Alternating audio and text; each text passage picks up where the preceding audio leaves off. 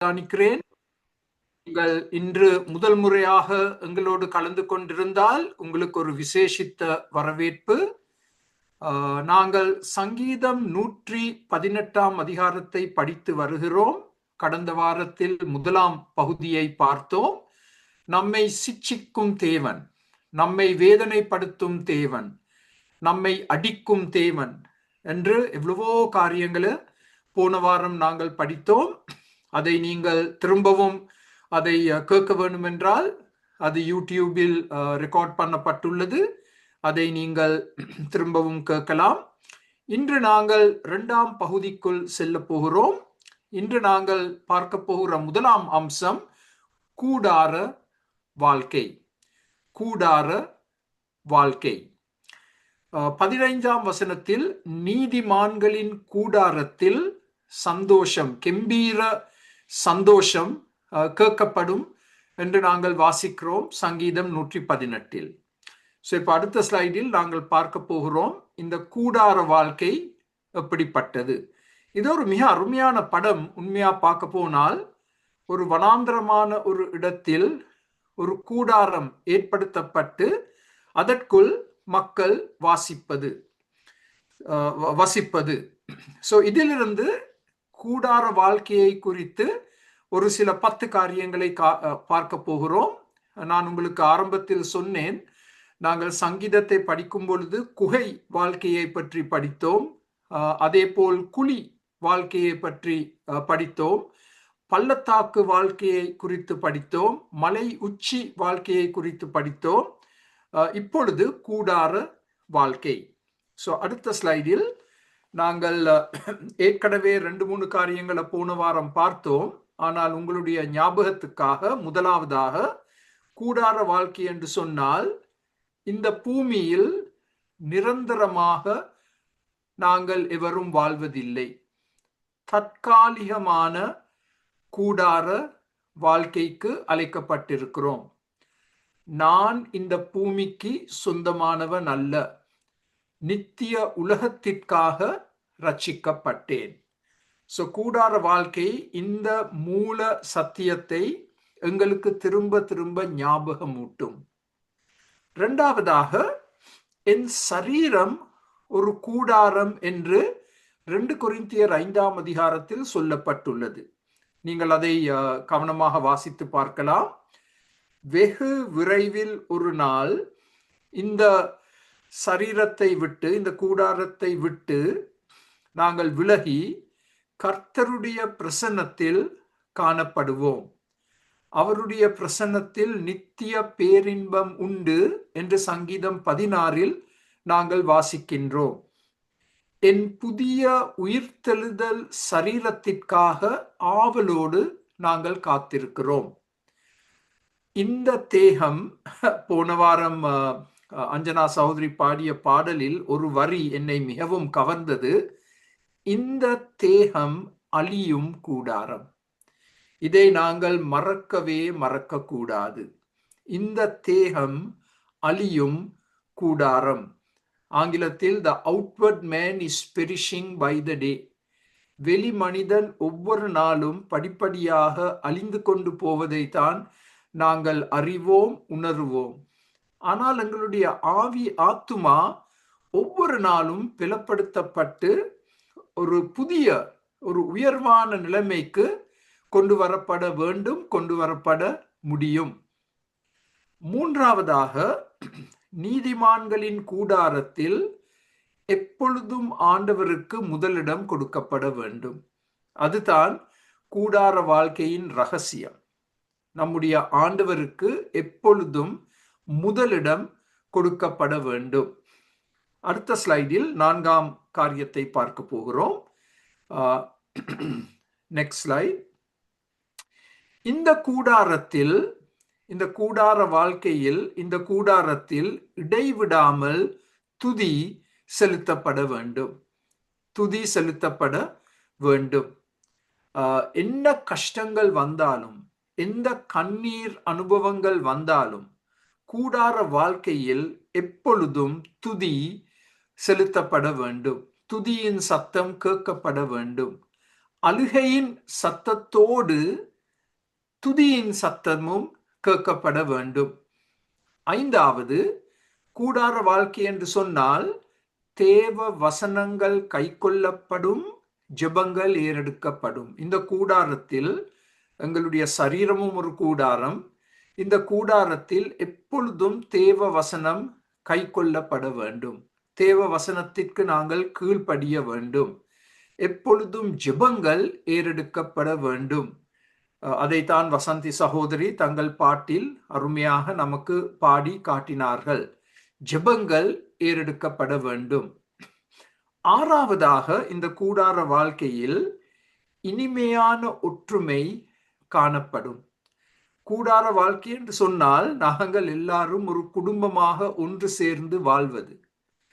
அப்ப சண்டைக்கு, போராட்டத்திற்கு இடமில்லை.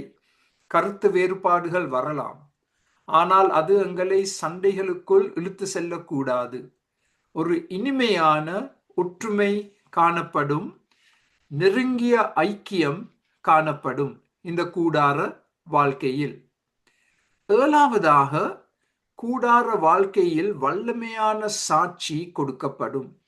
எங்கள் ஆண்டவர் எங்களை காக்கும் தேவன், எங்கள் ஆண்டவர் எங்களை பராமரிக்கும் தேவன், எங்கள் ஆண்டவர் எங்களை வழிநடத்தும் தேவன், எங்கள் ஆண்டவர் என்று நாங்கள் சொல்லி எங்கள் அனுபவத்தின் மூலமாக நாங்கள் எங்கள் ஆண்டவரை எப்படி அனுபவித்திருக்கிறோம் அதை குறித்து வல்லமையாக சாட்சி கொடுப்பது. பாருங்கள், அநேகர் சபைகளுக்கு வரமாட்டார்கள். நீங்கள் எவ்வளவுதான் அவர்களுக்கு இன்விடேஷன் கொடுத்தாலும் அவர்கள் பொதுவாக சபைக்கு வருவது மிக மிக குறைவு. ஆனால் கூடாரமாகிய உங்களுக்கு வீட்டுக்கு வருவாங்க. அப்படி உங்கள் வீட்டுக்கு வரும் பொழுது நீங்கள் இந்த வல்லமையான சாட்சியை கொடுக்க முடியும். என் ஆண்டவர் எப்படி எனக்காக போராடுகிறார், எனக்காக செயல்படுகிறார், என் தேவைகளை சந்திக்கிறார் என்றெல்லாம் நாங்கள் சாட்சி கொடுக்க முடியும். அடுத்த ஸ்லைடில் கூடார வாழ்க்கை 8ஆம் காரியத்தை பார்க்க போகிறோம். அடுத்த ஸ்லைடில் எல்லா தீமைகளிலிருந்தும் காக்கப்படுவோம். கூடார வாழ்க்கை என்று சொன்னால் அது ஒரு மிகவும் ஒரு கஷ்டமான வாழ்க்கை.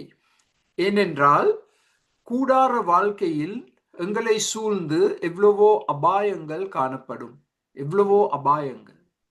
ஆனால் தேவ தூதர்கள் பாளையம் இறங்கி எங்கள் கூடாரங்களை காக்கிறார் என்று வேதத்தில் வாசிக்கிறோம். அதனால் எந்த தீமையும் எங்கள் கூடாரத்திற்குள் வராதபடிக்கு நாங்கள் காக்கப்படுகிறோம். ஒவ்வொரு நாள் இரவும் நான் படுக்க போகும் பொழுது அந்த ஜெபத்தோடு தான் நான் படுக்கிறது. I entrust my safety and the safety of my tent to God's guardian angels. எங்களை பராமரிக்கும், காத்துக்கொள்ளும் தேவ தூதர்கள் இரவு நேரத்தில், பகல் நேரத்தில் எங்கள் கூடாரத்தை காத்துக்கொள்ள வேண்டும் என்று நாங்கள் ஜெபத்தோடு எங்கள் கூடாரத்தை ஆண்டவருக்கு அர்ப்பணிக்கிறோம். 9வது, கூடார வாழ்க்கை என்று சொன்னால் எல்லா தேவைகளும் சந்திக்கப்படும். தேவனுக்கு முதலிடம் கொடுத்தபடியால், தேவ வசனத்தை கீழ்ப்படிந்து நடக்கிறபடியால், தேவனை நோக்கி ஜெபிக்கிறபடியால் என்ன நடக்கும்? கர்த்தரின் மேய்ப்பராய் இருக்கிறபடியால் நான் தாழ்ச்சி அடையேன் என்ற வசனத்தின் அடிப்படையில் எல்லா தேவைகளும் சந்திக்கப்படும் கூடார வாழ்க்கையில். 10வது, கூடார வாழ்க்கை என்று சொன்னால் நல்ல தீர்மானங்கள் எடுக்கப்படும். வாழ்க்கை என்று சொன்னாலே தீர்மானங்கள், வாழ்க்கை என்று சொன்னாலே உறவுகள். எங்கள் வாழ்க்கையில் நல்ல தீர்மானங்களை எடுத்தால்தான், வேதத்தின் வசனத்தின் அடிப்படையில் தீர்மானங்களை எடுத்தால்தான் எங்களுக்கு ஆண்டவர் எல்லா காரியங்களையும் வாய்க்க பண்ணுவார். கூடார வாழ்க்கை என்று சொன்னால் நாங்கள் எடுக்கும் எல்லா தீர்மானங்களுக்கும் தேவ வசனத்தின்படி அந்த தீர்மானங்கள் எடுக்கப்பட வேண்டும். மாத்திரமல்ல, தேவ வசனத்திற்கு நாங்கள் கீழ்ப்படிந்து இணங்கும் பொழுது, முதலிடம் கொடுக்கும் பொழுது நல்ல தீர்மானங்களை எடுத்து அதன் மூலமாக எங்கள் கூடார வாழ்க்கையில் ஒரு நிறைவான வாழ்க்கையை ஆண்டவர் எங்களுக்கு கொடுப்பார். ஸோ இதுதான் கூடார வாழ்க்கை. எங்களுக்கு நிரந்தரமாக இந்த பூமியில் ஒரு இடம் இல்லை. எங்களுடைய சரீரம் கூட வெகு சீக்கிரத்தில் அழிந்து போகும் ஒரு கூடாரம். அதை நாங்கள் நினைவில் வைத்து அதன்படி நாங்கள் செயல்பட கற்றுக்கொள்ள வேண்டும். இப்ப அடுத்த ஸ்லைடில்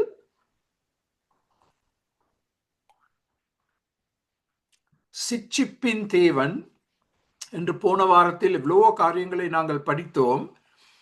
இன்று நாங்கள் 19ஆம் 20ஆம் வசனங்களில் இருந்து சிட்சிப்பின் முக்கிய நோக்கங்கள் என்ன, what are the blessings of chastisement. 19ஆம் 20ஆம் வசனங்கள், கர்த்தர் என்னை வெகுவாய் தண்டித்தும். வெகுவாய் தண்டிக்கப்பட்டேன் என்று சொன்னால் அடிமேல் அடி எனக்கு விழுந்திருக்கு. அடிமேல் அடி, சிவியர்லி சேசன். என்னை சாவுக்கு ஒப்பு கொடுக்கவில்லை, மரண வாசல்களுக்கு கொண்டு வரப்பட்டேன், ஆனால் நான் மறிக்கவில்லை. மரண வாசல்களில் இருந்து ஆண்டவர் என்னை துதியின் வாசல்களுக்கு கொண்டு வந்திருக்கிறார். அதை போன வாரத்தில் படித்தோம், இந்த சங்கீதம் 118. 20ஆம் வசனம், கர்த்தரின் வாசல் இதுவே, நீதிமான்கள் இதற்குள் பிரவேசிப்பார்கள்.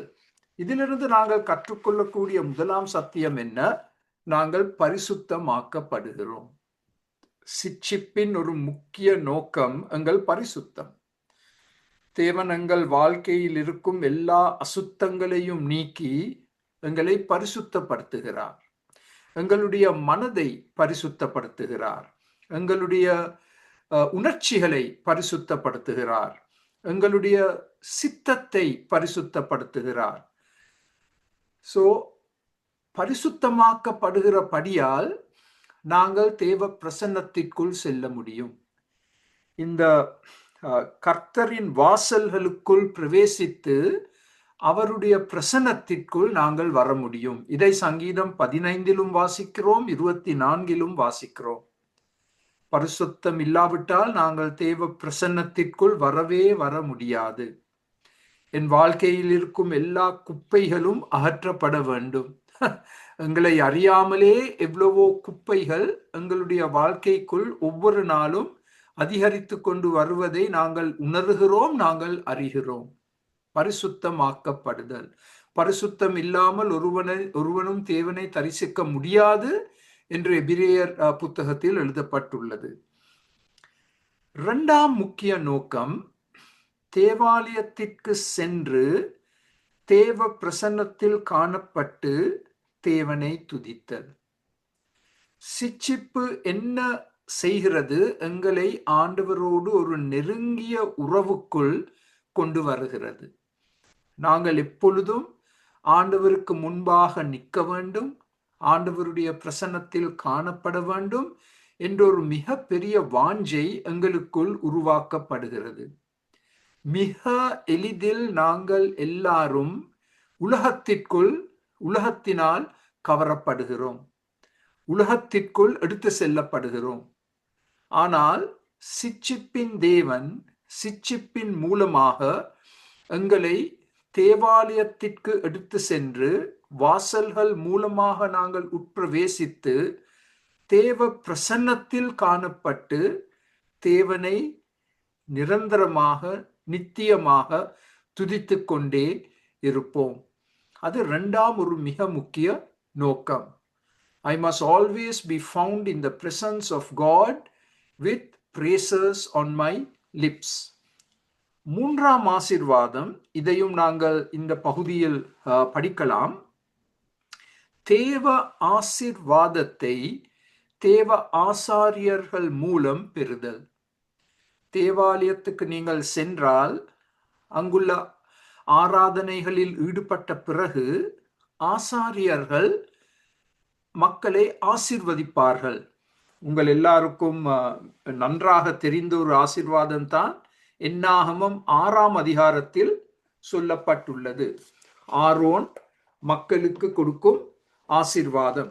அந்த ஆசீர்வாதத்தை நான் உங்கள் ஞாபகத்திற்காக வாசிப்பதற்கு முன்பு சங்கீதம் 118:26 நீங்கள் பார்த்தால் அது திரையில் உங்களுக்கு போடப்பட்டுள்ளது.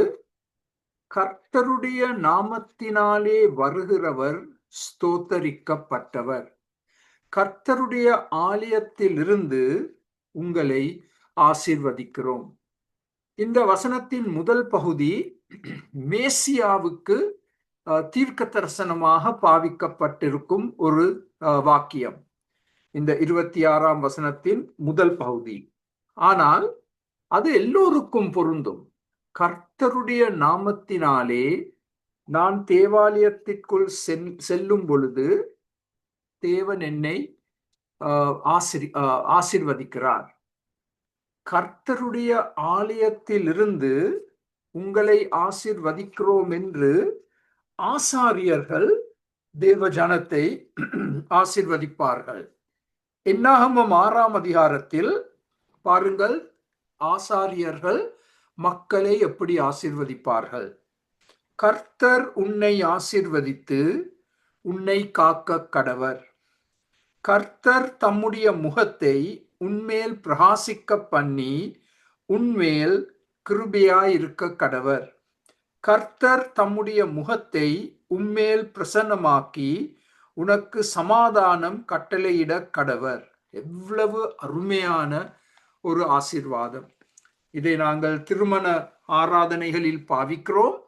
ஆனால் இதை நாங்கள் எல்லா சந்தர்ப்பங்களிலும் நாங்கள் பாவிக்க முடியும், பெற்றுக்கொள்ள முடியும். சிட்சிப்பின் ஒரு முக்கிய நோக்கம் தேவனுடைய ஆசீர்வாதத்தை தேவ ஆசாரியர்கள் மூலம் பெற்றுக்கொள்ளுதல். அடுத்த ஸ்லைடில் 4ஆவதாக கர்த்தர் என்னை பிரகாசிக்க பண்ணுவார். இது 27ஆம் வசனத்தில் கொடுக்கப்பட்டுள்ளது. பிரகாசிக்க பண்ணுவார் என்று சொன்னால் என் வாழ்க்கை ஒரு வெளிச்ச வீடாக காணப்படும். மற்றவர்கள் ஆண்டவரிடம் கவரப்படுவார்கள் என் வாழ்க்கையில் காணப்படும் பிரகாசத்தின் மூலமாக. நாங்கள் பிறக்கும் பொழுது பாவ இருளில் பிறந்திருக்கிறோம். ஆனால் கர்த்தராகிய இயேசு கிறிஸ்து ஜீவ ஒளி எங்கள் வாழ்க்கைக்குள் வரும் பொழுது நாங்கள் பிரகாசிக்க ஆரம்பிக்கின்றோம். ஆனால் எங்கள் கிறிஸ்துவ வாழ்க்கையை வாழும் பொழுது நாங்கள் பின்வாங்கி போகிறோம். அந்த பிரகாசம் குறைய ஆரம்பிக்கும். அப்பொழுது ஆண்டவர் எங்களை சிட்சிக்கிறார். எங்களை நேசிக்கிறபடியால் மிகவும் சிட்சிக்கப்பட்டேன் என்று சங்கீதக்காரன் கூறுகிறார். ஏன்? கர்த்தர் என்னை பிரகாசிக்க பண்ணுவதற்காக. இதன் ஒரு அர்த்தம் என்னை வல்லமையான ஒரு சாட்சியாக பாவிப்பதற்காக. என் வாழ்க்கை மூலமாக ஆண்டவருடைய நற்செய்தி எங்கும் பரவ ஆரம்பிக்கும். நான் சிட்சிக்கப்பட்டபடியால். ஆனால் கர்த்தர் என்னை பிரகாசிக்க பண்ணுவார் என்று சொன்னால் அதற்கு இன்னும் ஒரு அர்த்தம் இருக்கு. தேவ வழி நடத்துதல். கர்த்தரின் வழியை பிரகாசிக்க பண்ணுவார். நான் எந்த வழியில், எந்த பாதையில் நடக்க வேண்டும், எப்படிப்பட்ட தீர்மானங்களை நான் எடுக்க வேண்டும், கூடார வாழ்க்கையில் நல்ல தீர்மானங்களை எடுக்க வேண்டுமே, அதன் அடிப்படையில் எப்படிப்பட்ட நல்ல தீர்மானங்களை எடுக்கலாம் என்பதையெல்லாம் ஆண்டவர் எனக்கு காண்பிப்பார். கர்த்தர் என்னை பிரகாசிக்க பண்ணுவார். எவ்வளவு அருமையான ஒரு நோக்கம், ஆசீர்வாதம். 5ஆவதாக, இது ஒரு விதத்தில் ஏற்றுக்கொள்வதற்கு ஒரு கொஞ்சம் கஷ்டமான ஒரு காரியம். சிட்சிப்பின் மூலமாக என் வாழ்க்கை முழுமையாக ஆண்டவருக்கு ஒப்பு கொடுக்கப்பட்ட வாழ்க்கையாக அமையப் போகிறது. A totally committed life. சங்கீதம் 118:27 வசனத்தின் 2ஆம் பகுதியில் வாசிக்கின்றோம். பண்டிகை பலியை கொண்டு போய் பலிபீடத்தின் கொம்புகளில் கயிறுகளால் கட்டுங்கள். அதன் அர்த்தம் என்ன? சரியான நேரம் வரும் பொழுதுதான் இந்த பலியிடப்பட முடியும்.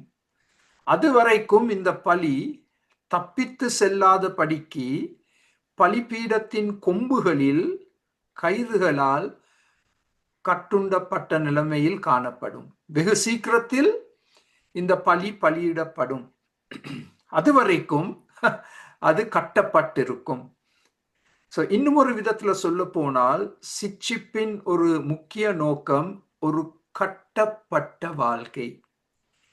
பலிபீடத்தின் கொம்புகளில் அன்பு என்னும் கயிறுகளால் நாங்கள் கட்டப்படுகிறோம், தப்பித்து கொள்ளாத படிக்கு, உலகத்திற்குள் செல்லாத படிக்கு, ஆண்டவரை விட்டு தூர செல்லாத படிக்கு நாங்கள் கட்டப்படுகிறோம்.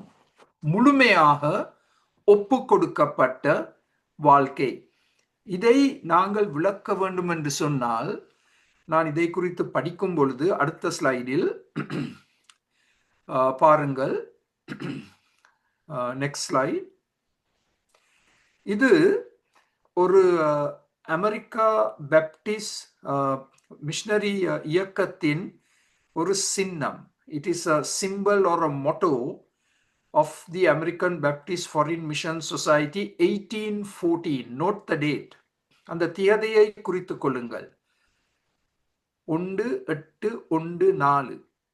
அந்த வருடத்தில் இந்த மிஷனரி இயக்கம் மிக திறமையாக இந்த சின்னத்தை பாவித்தார்கள் மிஷனரி ஊழியத்திற்காக. ஆங்கிலத்தில் எழுதப்பட்டுள்ளது ready for either. There is an ox. ஒரு எருது இருக்கு. இந்த எருது 2 காரியங்களை நிறைவேற்றுவதற்காக ஆயத்தமாக இருக்கின்றது. ஒன்று, பலிபீடத்தின் மேல் தன் ஜீவனை பலியிடுவதற்காக தயாராய் இருக்கின்றது. அப்படி பலிபீடத்தின் மேல் பலியிடப்படாவிட்டால் அது வயல்களை உழுவதற்காக பாவிக்கப்பட தயாராக இருக்கின்றது. இந்த படம் என்னை மிகவும் கவர்ந்த ஒரு படம். கவர்ந்த படம் மாத்திரமல்ல, என்னை மிக ஆழமாக சிந்திக்க வைத்த ஒரு படம். இன்று இப்படிப்பட்ட அர்ப்பணிப்பை நாங்கள் காணவில்லையே. நான் அந்த எருது என்று சொன்னால் இந்த 2க்கும் நான் தயாரா? பலிபீடத்தில் என்னை முழுமையாக ஒப்பு கொடுப்பதற்கு பவுல் தயாராய் இருந்தார். தன் ஜீவனை அந்த பலிபீடத்தில் அவர் பலியிட்டார். ஆனால் எங்கள் அநேகருக்கு அந்த 2ஆம் காரியம்தான் நிறைவேறும், வயலை உழுதல். அடுத்த ஸ்லைடை நாங்கள் பார்த்தால் இதை நாங்கள் விளக்கி கூறியிருக்கிறோம். எருது பலிபீடம் என்று சொன்னால் பாடுபடுதல், ஜீவனை கொடுத்தல்.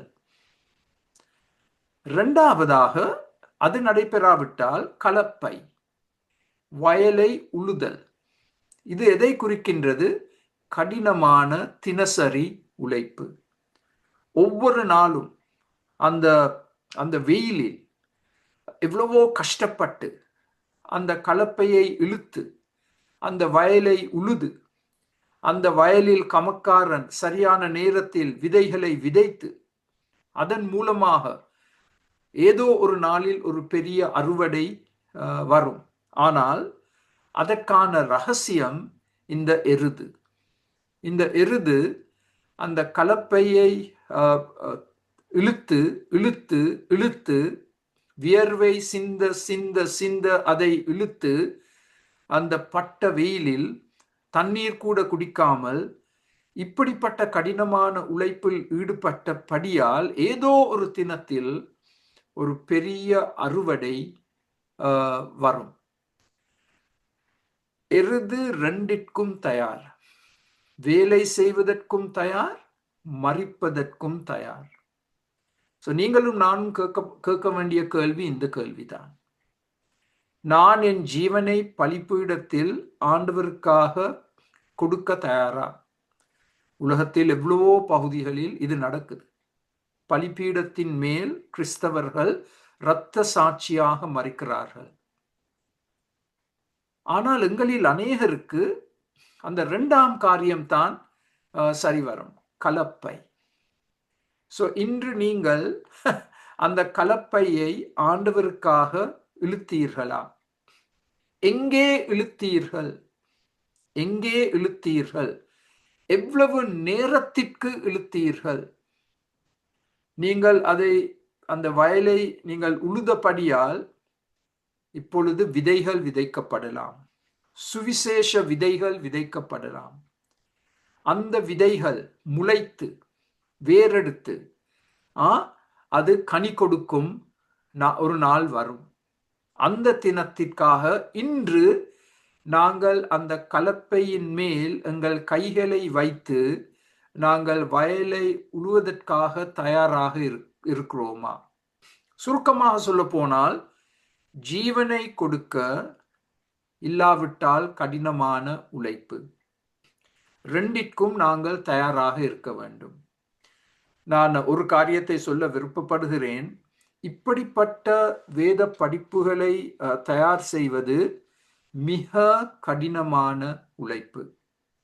எவ்வளவோ மணித்தியாலங்களை செலவழித்து வேதத்தை படித்து இதை எப்படி நாங்கள் தேவ ஜனத்திற்கு அவர்கள் விளங்கிக் கொள்ளக்கூடிய விதத்தில் நாங்கள் இதை கொடுக்க முடியும் என்பதை எல்லாம் குறித்து சிந்தனை செய்து ஒரு சில படங்களை போட்டு நாங்கள் உங்களுக்கு இதை எடுத்து கொடுக்கிறோம். நீங்கள் இதை உணவாக அருந்துவதற்கு உங்கள் மூலமாகவும் ஒரு மிகப்பெரிய அறுவடை காணப்படுவதற்காக. Teaching and preaching is very hard work. அதை தயவு செய்து மறக்க வேண்டாம். என்னை போன்றவர்களுக்காக மிகவும் ஜெபியுங்கள்.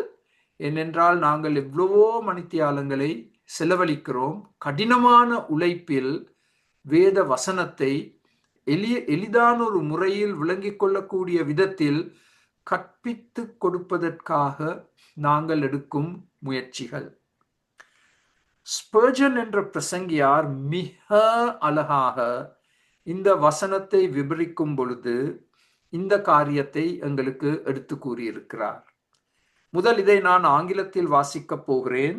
Please write this down. இதை தயவு செய்து உங்களால் எழுதி கொள்ள முடியும் என்றால் எழுதி கொள்ளுங்கள். இப்படிப்பட்ட வார்த்தைகளை நீங்கள் எங்கேயும் கண்டு கொள்ள முடியாது. இது ஸ்பர்ஜன் பிரசங்கியாருடைய ஒரு விசேஷித்த திறமை. ஒரு கடினமான வசனத்தை எடுத்து எவ்வளவு அழகாக அதை அவர் நாங்கள் விளங்கிக் கொள்ளக்கூடிய விதத்தில் விவரிக்கிறார். Bind us means tie us to the altar. பலிபீடத்தின் கொம்புகளில் எங்களை நீர் கட்டி வைத்திருக்க வேண்டும் ஆண்டவரே. நாங்கள் எப்பொழுதும் தப்பித்து செல்லும் மனப்பான்மை உள்ளவர்கள். We want to escape and run. So bind us. எங்களை தயவு செய்து ஆண்டவரே கட்டி வைத்தருளும். Bind us with the scarlet cord of redemption, the golden cord of love, and the silver cord of advent hope. இதை நீங்கள் ஒரு தனிப்பட்ட ஜெபமாக உங்கள் வாழ்க்கைக்கு நீங்கள் பாவிக்கலாம். கரும் சிவப்பு மீட்பின் கயிற்றினாலும் அன்பெனும் கயிற்றினாலும் இயேசுவின் 2ஆம் வருகையின் நம்பிக்கையின் வெள்ளி கயிற்றினாலும் என்னை உம்மோடு நெருங்கிய இணைப்பினால் கட்டி அருளும். We must all be tied with these 3 ropes. இந்த 3 கயிறுகளினாலும் நாங்கள் எப்பொழுதும் பலிபீடத்தில் கட்டப்பட்டிருக்க வேண்டும். இந்த 3 கயிறுகளின் பெயர்கள் என்ன? கரும் சிவப்பு மீட்பின் கயிறு, அன்பெனும் கயிறு, இயேசுவின் 2ஆம் வருகையின் நம்பிக்கையின் வெள்ளி கயிறு, அன்பெனும் தங்க கயிறு. அந்த தங்க என்ற வார்த்தையை நாங்கள் போட மறந்து விட்டோம். The golden cord of love. 3 நிறங்கள் இருக்கு. கரும் சிவப்பு ஸ்காலட், கோல்டன் அது அன்பு, சில்வர் அது இயேசுவின் 2ஆம் வருகையின் நம்பிக்கையின் வெள்ளி கயிற்று. எழுதி கொண்டீர்கள் என்று நினைக்கிறேன். PDF அனுப்பி வைக்கப்படும். அப்பொழுதும் நீங்கள் இதை பார்த்து கொள்ள முடியும். இதை நான் திரும்பவும் ஒருமுறை ஆங்கிலத்தில் ஒரு ஜெபமாக சொல்ல போகிறேன். Bind us, bind me with the scarlet cord of redemption, the golden cord of love, and the silver cord of Advent hope. சங்கீதம் 118 27 வசனத்தை ஸ்பர்ஜன் பிரசங்கியார் எவ்வளவு திறமையாக விளக்கி இருக்கிறார் இந்த மிக அருமையான வாக்கியத்தின் மூலமாக. அடுத்த ஸ்லைடில்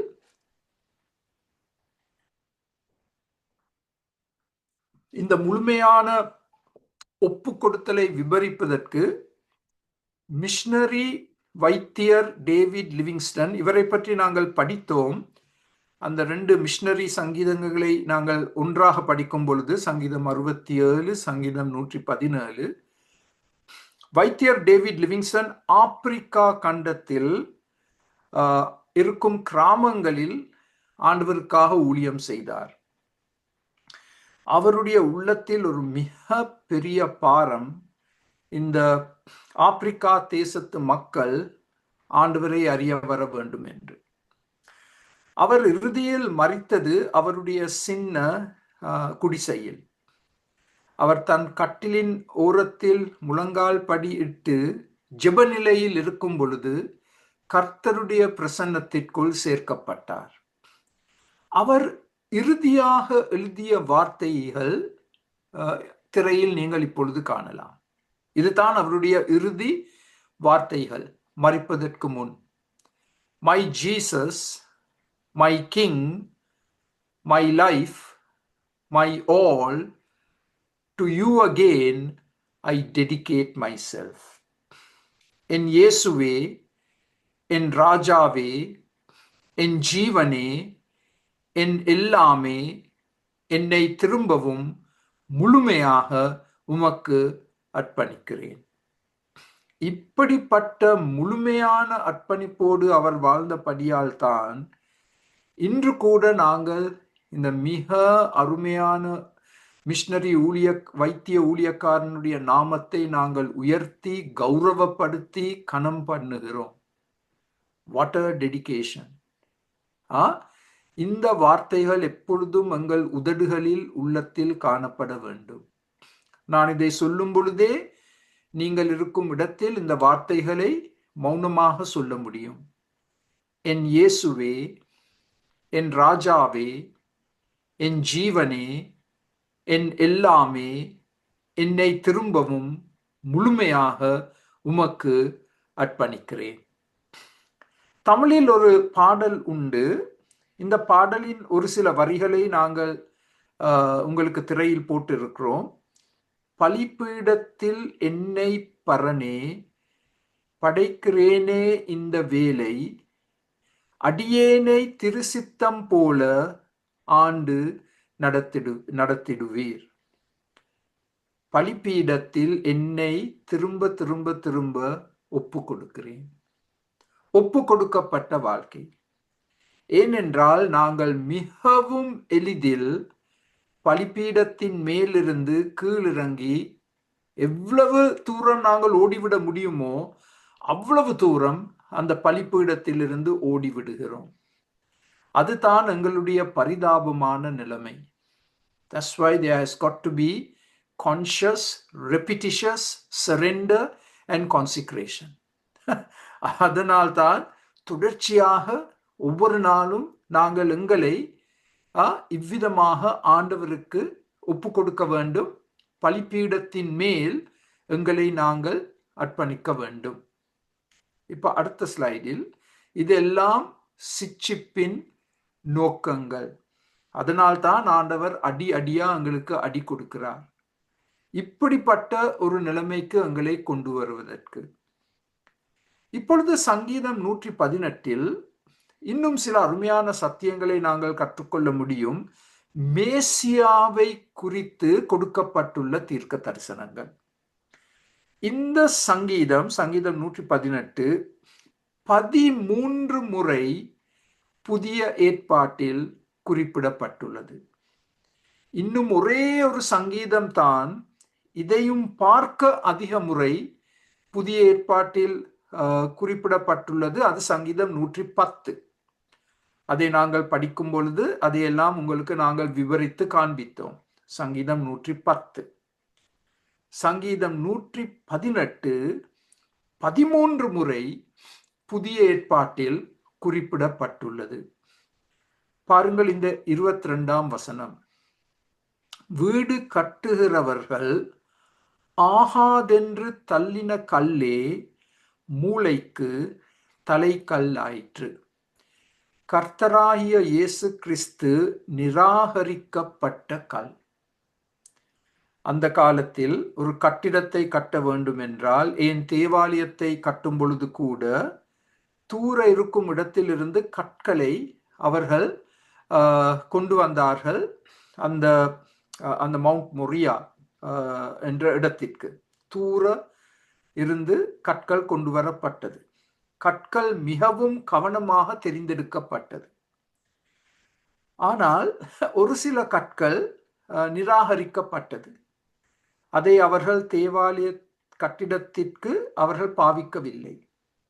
அதை உங்கள் மனதில் வைத்திருக்க வேண்டும். இந்த 22ஆம் வசனத்தை வாசிக்கும் பொழுது, இந்த வீடு கட்டுகிறவர்கள் ஏதோ ஒரு கல்லை பார்த்து ஆராய்ந்து பார்த்து 4 திசைகளிலும் 4 கோணங்களிலும் இருந்து பார்த்து இது தேவாலயத்தை கட்டுவதற்கு உகந்த கல் இல்லை என்று சொல்லி அதை நிராகரித்தார்கள்.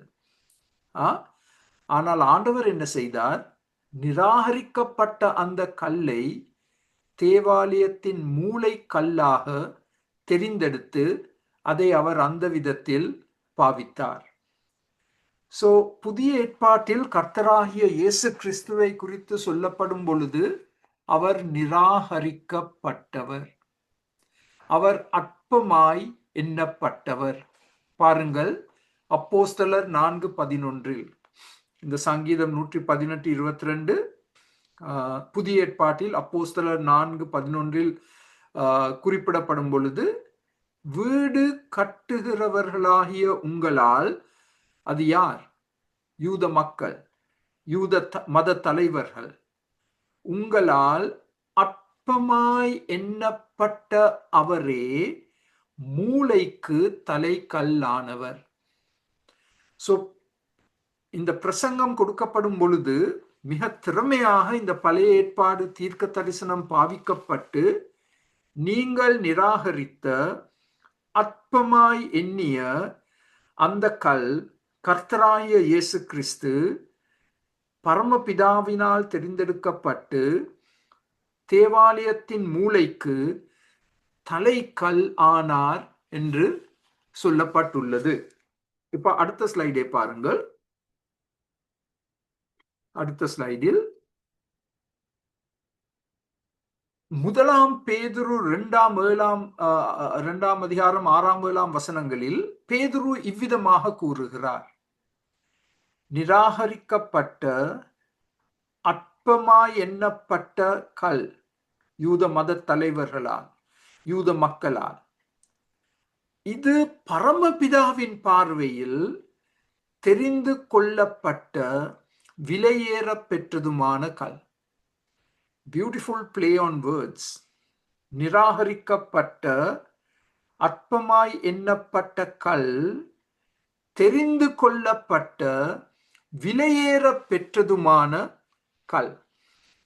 அந்தபடியே இதோ தெரிந்து கொள்ளப்பட்டதும் விலையேற பெற்றதுமாயிருக்கிற மூளை கல்லை சீயோனில் வைக்கிறேன், அதின்மேல் விசுவாசமாய் இருக்கிறவன் வெட்கப்படுவதில்லை என்று வேதத்தில் சொல்லி இருக்கிறது.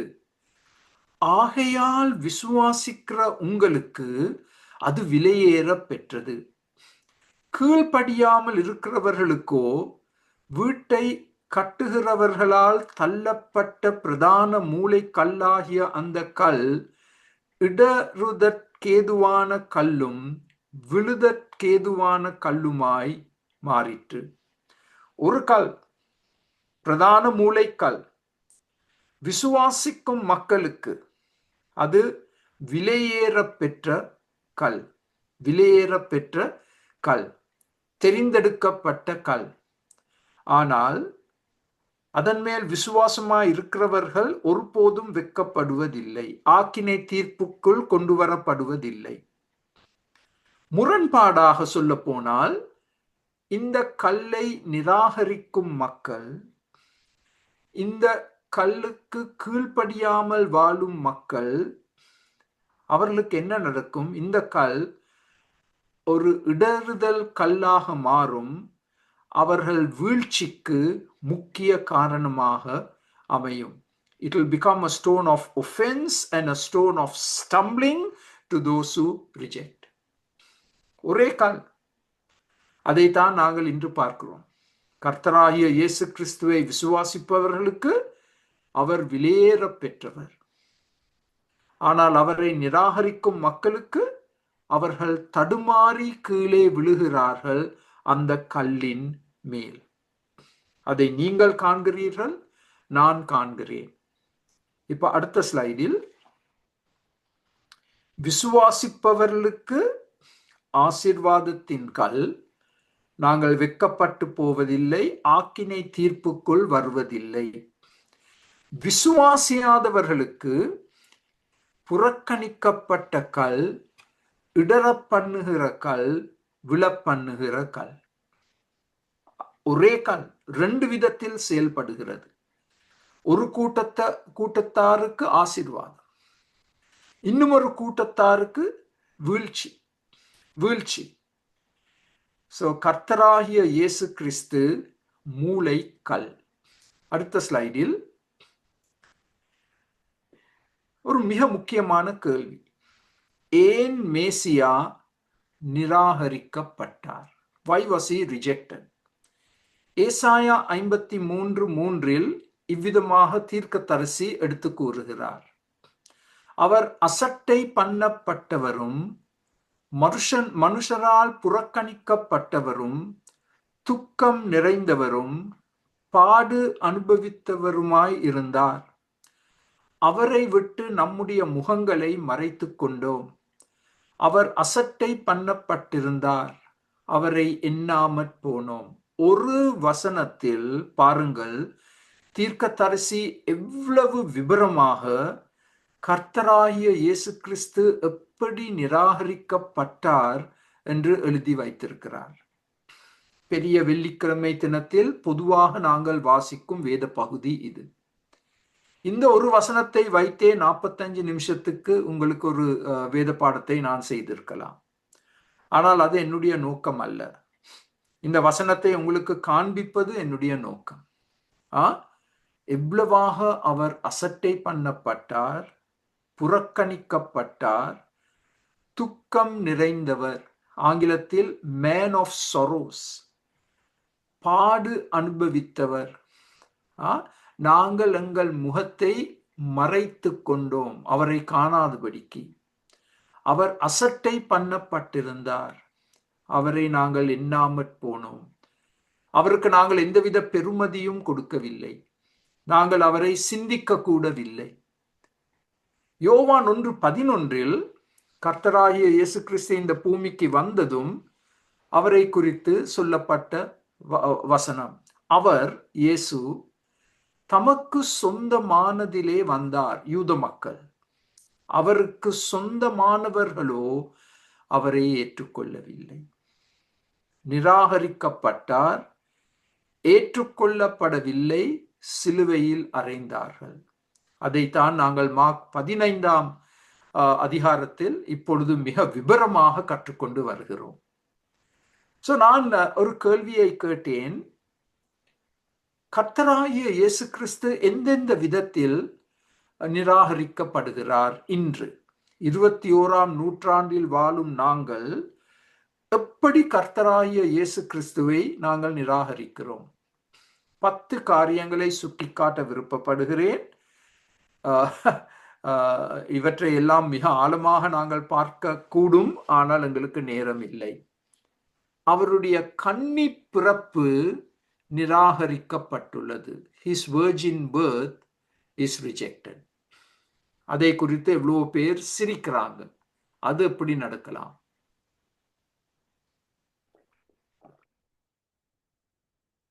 இரண்டாவதாக, அவருடைய தூய வாழ்க்கை நிராகரிக்கப்படுகிறது. அவர் பாவம் செய்தார் என்றெல்லாம் திரைப்படங்கள் கூட வந்திருக்கு அமெரிக்காவில். அவருடைய தூய வாழ்க்கை நிராகரிக்கப்படுகிறது.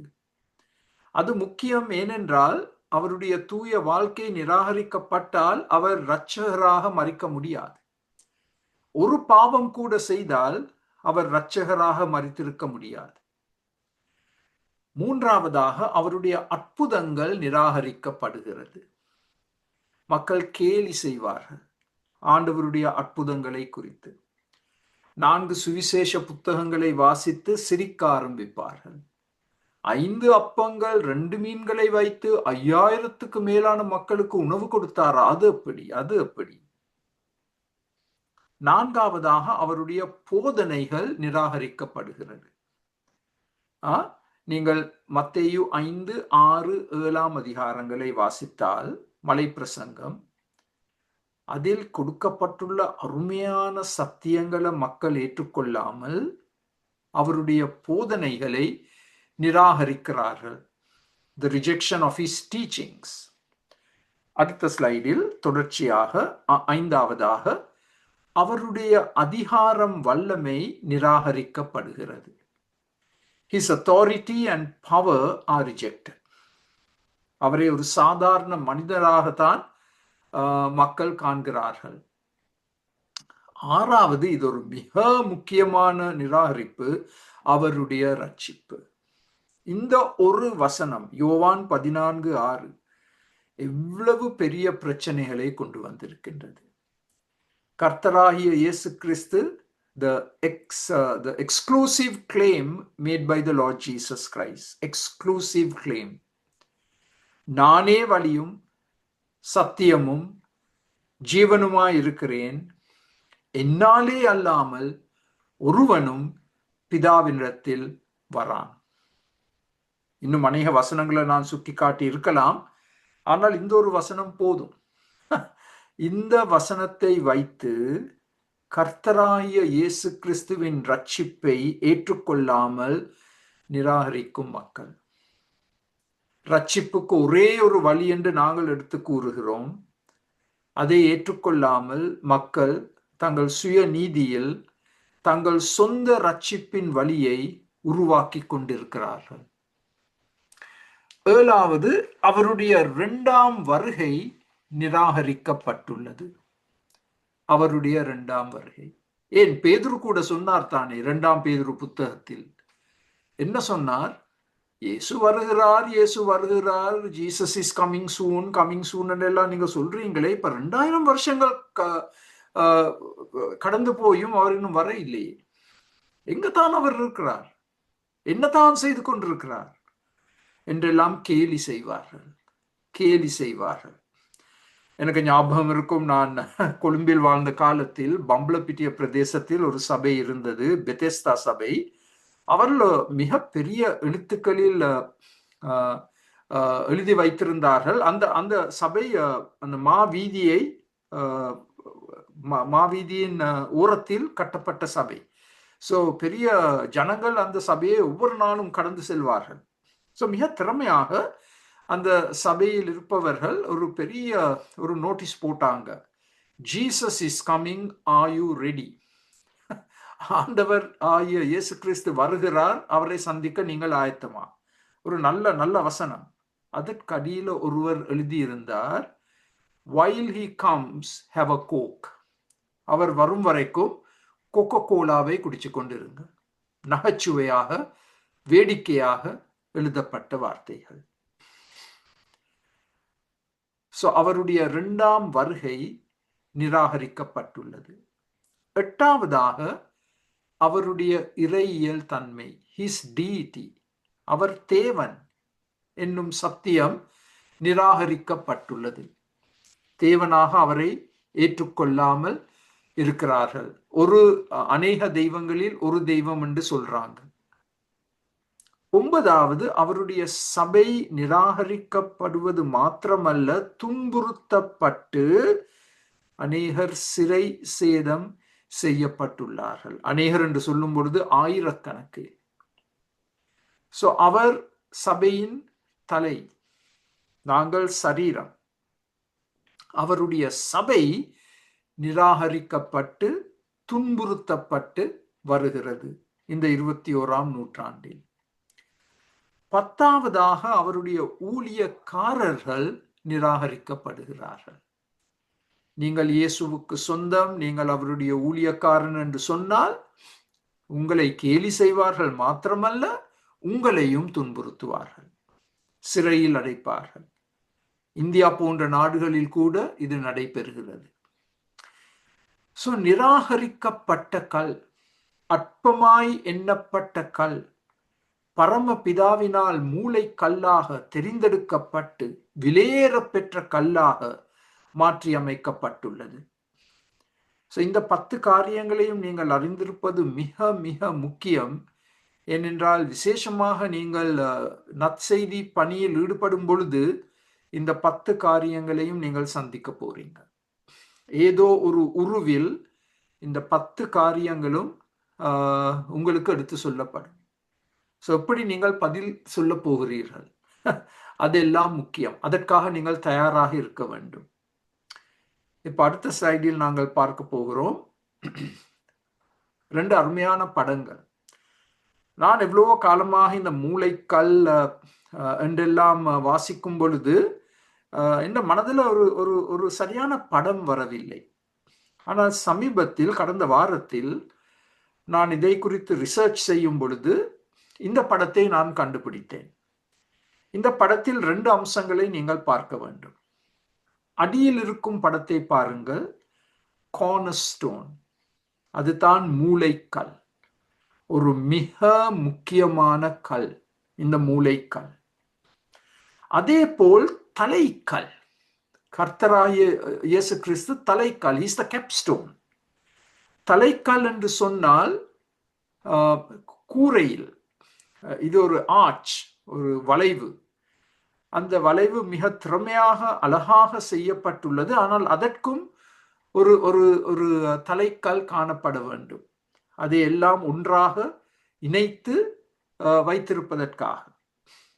கர்த்தராகிய இயேசு கிறிஸ்து 2 விதமாக செயல்படுகிறார். மூளைக்கல், தலைக்கல். He is the cornerstone, he is the capstone.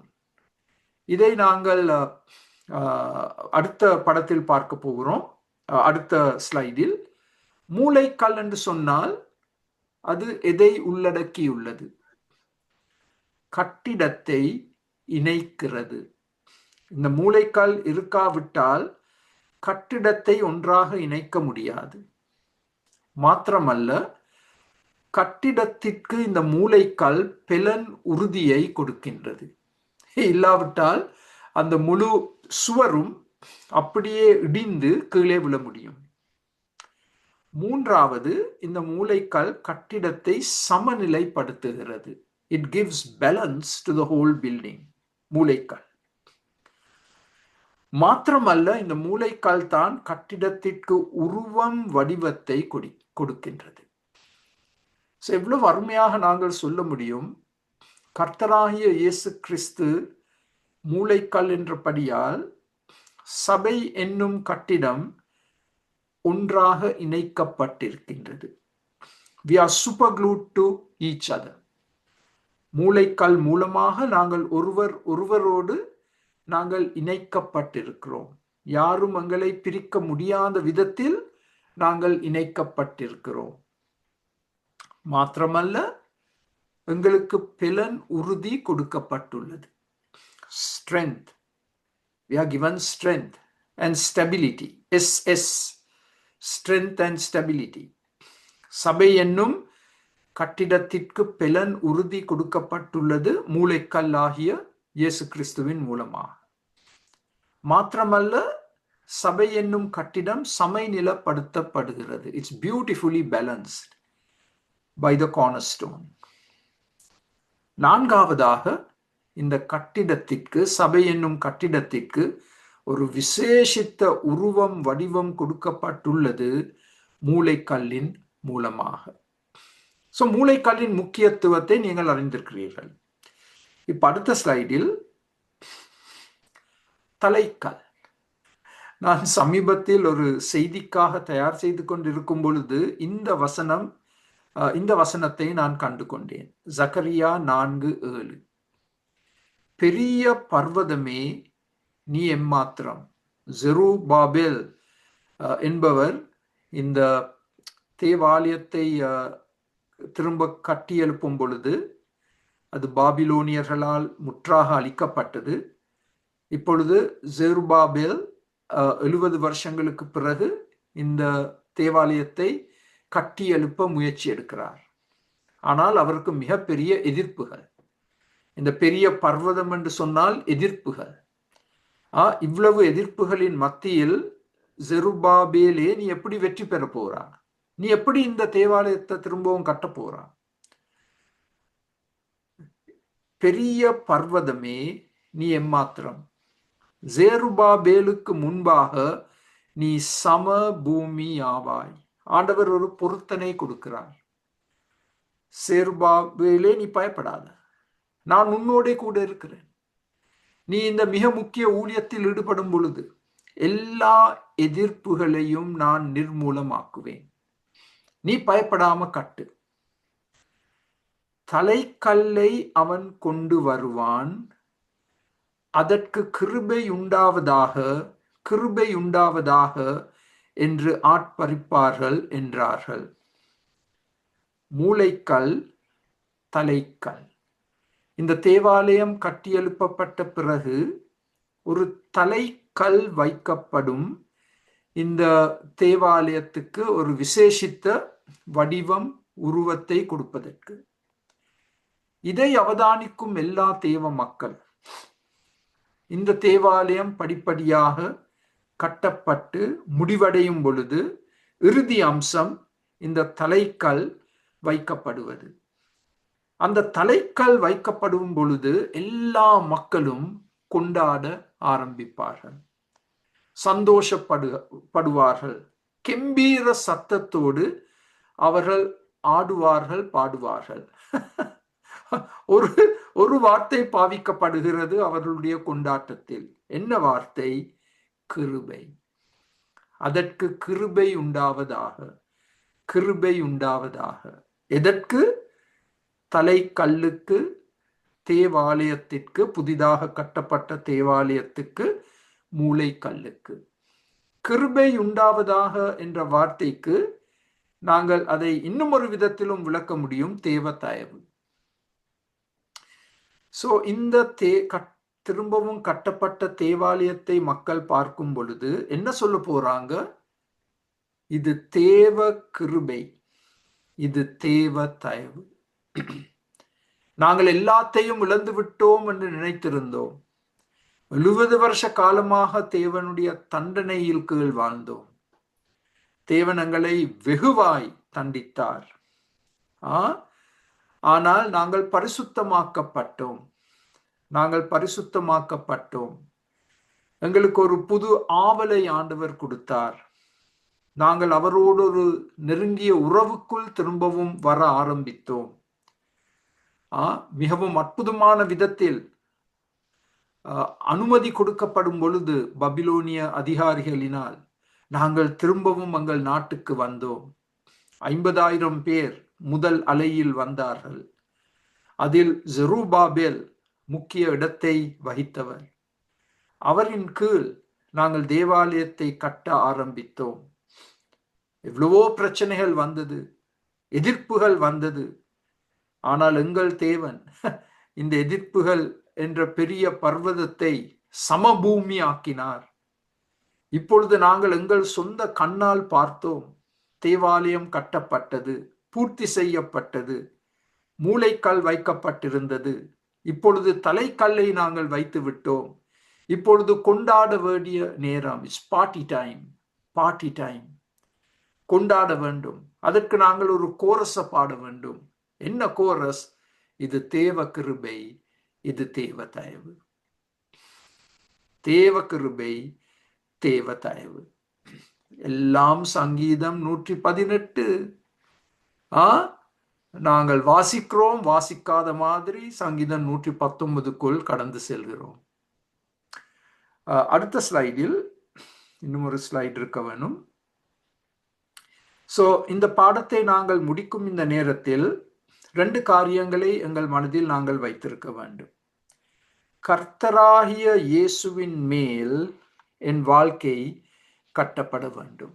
My life must be built on the foundation of the Lord Jesus Christ. வேறு எந்த அஸ்திவாரமும் சரி வராது. அவர் என் வாழ்க்கையின் மூளைக்கல்லாக காணப்பட வேண்டும், என்னுடைய தலைக்கல்லாக காணப்பட வேண்டும். He must be both the cornerstone and the capstone என் வாழ்க்கையின்.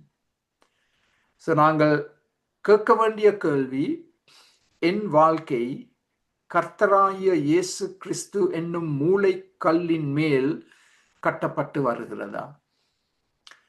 2ஆம் காரியம், என் வாழ்க்கையின் ரகசியம் தேவ கிருபை, தேவ தயவு. இதுவரைக்கும் ஆண்டவர் என்னை இந்த நிலைமைக்கு கொண்டு வந்திருக்கிறார். என் வாழ்க்கையை அவர் கட்டி எழுப்பி இருக்கிறார். என் வாழ்க்கை என்னும் ஆலயத்தை அவர் கட்டி கொண்டு வருகிறார். மூளைக்கல்லின் மேல் ஒரு நாள் தலைக்கல் வைக்கப்படும். என் வாழ்க்கையின் ரகசியம் தேவ கிருபை, தேவ தயவு.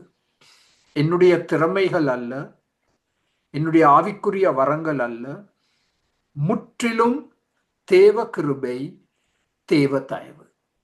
ஸோ இதுதான் நாங்கள் சங்கீதம் 118 இந்த பலிப்பீடம், மூளைக்கல், தலைக்கல் என்பதை குறித்து கற்றுக்கொள்ளக்கூடிய பாடங்கள். அடுத்த ஞாயிற்றுக்கிழமை நான் என்னுடைய இலங்கை பிரயாணங்களுக்கு செல்வதற்கு முன் அது கடைசி பாடமாக அமையும். அதுவும் சங்கீதம் 118 பகுதி 3. நீங்கள் ஆச்சரியப்பட போறீங்க. சங்கீதம் 118 இவ்வளவு காரியங்களை கற்றுக்கொள்ள முடியுமா? 3 மணித்தியாலமாக நாங்கள் படித்து வருகிறோம் சங்கீதம் 118. அடுத்த வாரத்தில் காத்திருங்கள், இறுதி பகுதி சங்கீதம் 118. ஆனால் இன்னும் சில மணித்தியாலங்களில் நாங்கள் மார்க் 15ஆம் அதிகாரத்தை பார்க்க போகிறோம். ஒரு வசனத்திலிருந்து, ஒரு வார்த்தையிலிருந்து, ஆயத்தம் என்ற வார்த்தையை வைத்து நாங்கள் கற்றுக்கொள்ள போகும் காரியங்கள். அதற்கு முன் தேவன் யாரை பாவிக்க முடியும் என்ற பாடத்தை நாங்கள் முடிக்கவில்லை. அதை முடித்த பிறகு நாங்கள் மார்க்கிலிருந்து பார்க்க போகிற காரியங்கள் ஆண்டவர் நமக்காக ஆயத்தம் செய்து வைத்திருக்கும் 10 காரியங்கள். அதை தொடர்ந்து நான் எப்படி என்னை ஆண்டவருக்காக ஆயத்தம் செய்யலாம் 10 காரியங்கள். மொத்தமாக 20 குறிப்புகள். மொத்தமாக 20 குறிப்புகள். இது எல்லாத்தையும் ஆழமாக இன்னும் சில மணித்தியாலங்களில் படிக்க போகிறோம். கனடா விசுவாசிகளுக்கு நேரமாற்றம் இல்லை. காலையில் 9 மணி, திங்கட்கிழமை காலையில் 9 மணி. இந்தியா இலங்கை விசுவாசிகளுக்கு ஒரு நேரமாற்றம் வருது. உங்களுக்கு பின்னேரம் 6:30 மணி, 7:30 மணி அல்ல, பின்னேரம் 6:30 மணி. அதை ஞாபகத்தில் வைத்துக் கொள்ளுங்கள். எங்களோடு கலந்து கொள்ளுங்கள். ஆண்டவர் யாரை பாவிக்க முடியும் 10 குறிப்புகள். ஆண்டவர் எங்களுக்காக ஆயத்தம் செய்து வைத்திருக்கும் 10 காரியங்கள். நான் என்னை எப்படி ஆண்டவருக்காக ஆயத்தம் செய்ய முடியும் 10 காரியங்கள். முழுமையாக 30 குறிப்புகள். எந்த வேதாகம கல்லூரியிலும் நீங்கள் இப்படி குறிப்புகளை பெற்றுக்கொள்ள மாட்டீங்க. நான் அதை மிக உறுதியாக உங்களுக்கு சொல்ல முடியும். ஏனென்றால் எனக்கு வேதாகம கல்லூரிகளோடு தொடர்பு இருக்கு. இவ்வளவு குறிப்புகளை கொடுக்கவே மாட்டாங்க. ஸோ முழு பிரயோஜனத்தை பெற்றுக்கொள்ளுங்கள். இவற்றை உங்களுடைய தனிப்பட்ட வாழ்க்கைக்கு மாத்திரமல்ல, சீஷத்துவத்தில் நீங்கள் மற்றவர்களை வழிநடத்தும் பொழுது இந்த பாடங்களை கற்றுக் கொடுக்க முடியும். இப்பொழுது ஜெபிக்க போகிறேன். அதற்கு பிறகு உங்களுக்கு கேள்விகள், கருத்துக்கள் இருந்தால் நீங்கள் தெரிவிக்க முடியும். அதற்கு முன்பு ஆண்டவருக்கு நன்றி செலுத்த வேண்டும். என்னுடைய இலங்கை பிரயாணங்கள் எவ்வளவோ கஷ்டங்களின் மத்தியில் என்னுடைய பிரயாணம் உறுதி செய்யப்படுத்தப்பட்டுள்ளது. நான் ஆரம்பத்தில் துபாய் மூலமாகத்தான் என்னுடைய டிக்கெட்டை புக் பண்ணி வைத்திருந்தேன். ஆனால் யுத்தத்தின் காரணமாக அந்த பாதை மூடப்பட்டது. ஆண்டவர் மிக மிக கிருபையாக செயல்பட்டு இப்பொழுது ஹாங்காங் வழியாக பிரயாணம் செய்ய ஆண்டவர் வழியை திறந்திருக்கிறார். அது நீண்ட பிரயாணம், 22 மணித்தியாலங்கள் விமானத்தில் இருப்பேன். ஸோ அதற்காக தயவு செய்து ஜெபிங்க. அது சுலபமான காரியமே இல்லை. ஆனால் ஆவலோடு காத்திருக்கிறேன். இலங்கைக்கு சென்று அங்கிருக்கும் அருமையானவர்களுக்கு ஏதோ ஒரு சின்ன விதத்தில் ஒரு ஆசீர்வாதமாக இருக்க விருப்பப்படுகிறேன். ஊக்கமாக ஜெபிங்க. என்னுடைய உடல் ஆரோக்கியத்துக்காக ஜெபிங்க, சரீர பலத்துக்காக ஜெபிங்க, கூர்மையான மனதுக்காக ஜெபிங்க. நிறைவேற்றப்பட வேண்டிய எவ்வளவோ ஊழியங்கள் இருக்கு. 3 வாலிப பாசறைகள் இருக்கு. ஊழியக்காரருக்கான ஒரு தின பாசறை இருக்கு. எவ்வளவோ ப்ரொஜெக்ட்ஸ் இருக்கு. இவற்றை எல்லாம் குறித்து ஜெபிங்க. இதை குறித்து ஒரு ஜெப கடிதத்தை நான் இந்த வாரம் உங்களுக்கு அனுப்பி வைப்பேன். அதை நீங்கள் ரகசியமாக பாவிங்க. அதை எங்கேயும் போட வேண்டாம். எந்த சோஷியல் மீடியா பிளாட்ஃபார்மிலும் போட வேண்டாம் தயவு செய்து. அது என்னுடைய பாதுகாப்புக்காக நீங்கள் அதை உங்களுடைய ஜெப நேரத்தில் ஜெபிப்பதற்காக அதை நீங்கள் பாவிக்க முடியும். இப்பொழுது ஜெபித்து அதற்கு பிறகு நீங்கள் உங்களுடைய கேள்வி கருத்துக்களை தெரிவிக்க முடியும். இந்த அருமையான சங்கீதம் 118க்காக நன்றி செலுத்துகிறேன். எவ்வளவோ விதத்தில் நீர் என்னுடைய ஆவிக்குரிய கண்களை திறந்தீர். பலிபீடத்தின் கொம்புகளில் நான் கயிற்றினால் கட்டப்பட்டிருக்க வேண்டும் ஆண்டவரே. நான் மிக எளிதில் அந்த பலிபீடத்தில் இருந்து தப்பித்து கொள்ள எப்பொழுதும் முயற்சிகளை எடுக்கும் ஒருவன். அந்த பலிபீடத்தில் இருந்து எவ்வளவு தூரம் என்னால் ஓட முடியுமோ, எவ்வளவு தூரம் உலகத்திற்குள் செல்ல முடியுமோ, அந்த விதத்தில் சிந்தனை செய்யும் செயல்படும் ஒருவன் நான். ஆனால் இன்று நாங்கள் படித்தோம் ஆண்டவரே, bind me to that altar with the scarlet cord of redemption, with the golden cord of love, and with the silver cord of the advent hope. கட்டப்பட்டவர்களாக நாங்கள் காணப்பட வேண்டும் ஆண்டவரே. உம்முடைய கைதிகளாக நாங்கள் காணப்பட வேண்டும். இன்று எங்களோடு கலந்து கொண்ட ஒவ்வொருவரையும் கண்ணோக்கி பாரும், ஆசீர்வதியும் பலப்படுத்தும். இயேசுவின் நாமத்தில் ஜெபம் கேளும் பிதாவே, ஆமென்.